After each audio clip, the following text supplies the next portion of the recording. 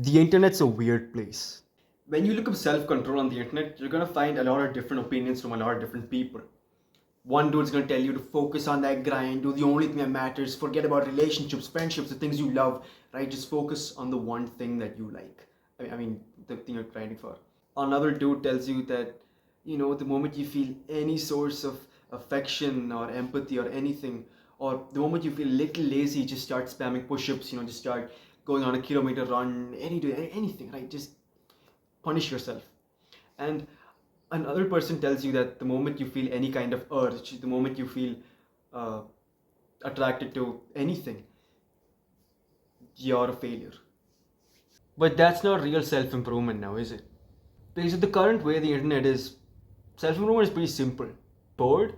Read a book. You feel an urge? Hit the gym. You feel lonely? Go network. Pretty simple, no? It's not that simple. I've watched a lot of self improvement videos from a lot of different YouTubers. And the one thing they get wrong about self control is that they want you to completely destroy yourself. I mean, let's be honest here. The version of ourselves that do the bad deeds and do the bad habits, of course, they're not versions that we want to stick around with. There's a reason why we keep coming back to things that hurt us in the long run. It's easy for society to say that wasting too much time online is an easy way to ruin your life. Playing too many games, watching things you shouldn't be watching, and yeah, in general, doing a lot of unproductive stuff online, right? But people don't understand that there's a reason why we choose to keep going back to certain things. And that's the part that kind of doesn't sit with me right in the self improvement space. It's that you have to completely, or they want you to completely destroy the version of yourself that was there before you and become someone else completely new overnight. That doesn't work that way. Because real self improvement is a lot more simpler, it's a lot less dramatic, and it's a lot more uncomfortable as well. Real self improvement isn't hating yourself for what you used to be and trying to become someone else completely new. It's coming to terms with your addictions. Now, I'll give you an example. This shoe is a shoe I really like. Now, take this shoe as my addiction, right?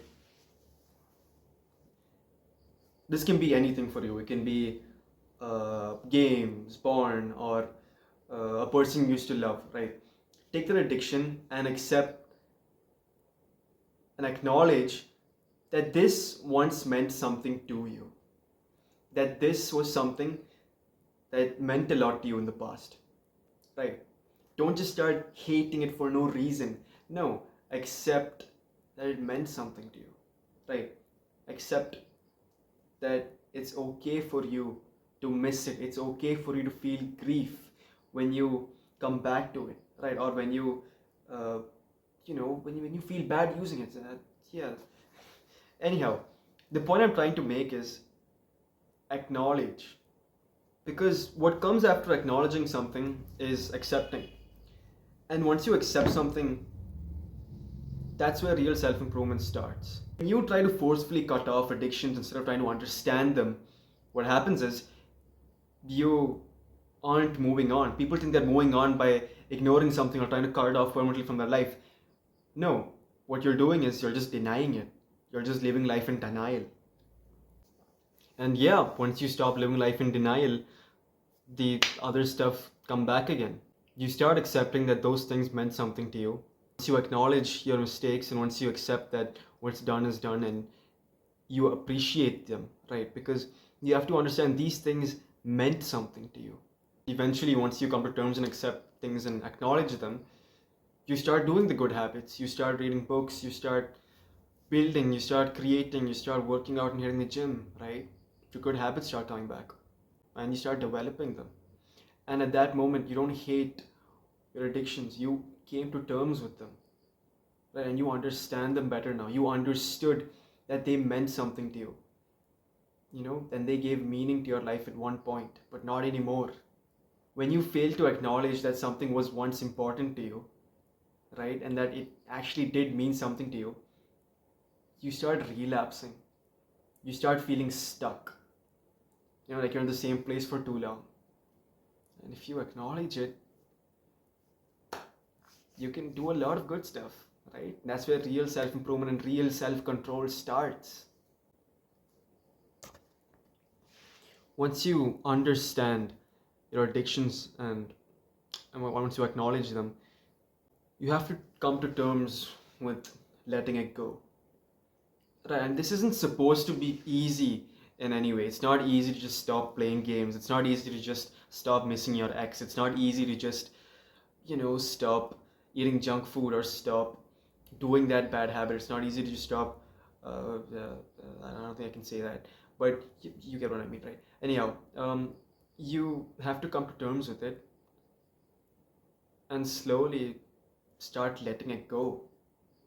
Not out of hate, but out of respect for yourself. And that's where actual change happens. Not in the moment where you say, I'll never do this again, not in the moment where you'll keep a promise which you won't, which I definitely won't keep to myself. So, yeah, that's where real self improvement happens. That's where real self control happens. That's where real change happens. In the moments where you sit with emptiness, you don't rush to fill it. You don't try to replace every urge with something else. And that's how you build control. Is it easy? Fuck no. It's really hard. But is it worth it once you can learn it? Absolutely. And I'm in the midst of that right now. And then again, this isn't me trying to advise people. This is me documenting my own journey. And that's what it's about, right? That's where we all are. We're all in the midst of improving ourselves, right? And I feel like this image of it that's being represented on social media isn't the ideal way about going about it. Because the only thing that's leading you towards is loneliness. When you're lonely, you go back to your old habits again. And then you'll start feeling proud of yourself for doing the habits that you're proud of instead of going back to your old ones. Because you've outgrown your old needs. And that's the part that feels amazing, honestly. And if you can get through that part, you don't need someone screaming discipline in your ear anymore. Because now you actually understand yourself. Because you put in the effort to do so. And that's where real self-control starts. The internet didn't completely lie about self-control, but it definitely did skip the hardest part, which is acknowledging your addictions and coming to terms with the grief behind losing them. This was fun to make, and yeah, I'll see you in the next one. Bye bye.